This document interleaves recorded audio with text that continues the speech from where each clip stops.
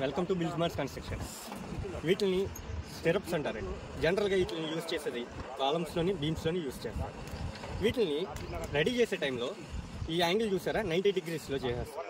సాధారణంగా ఇది ఇలా చేయకూడదండి. ఇలా చేస్తే కాలమ్ ఒక స్ట్రెంత్ అండ్ బీమ్ ఒక స్ట్రెంత్ కూడా తగ్గిపోయే ఛాన్సెస్ ఉంటాయి.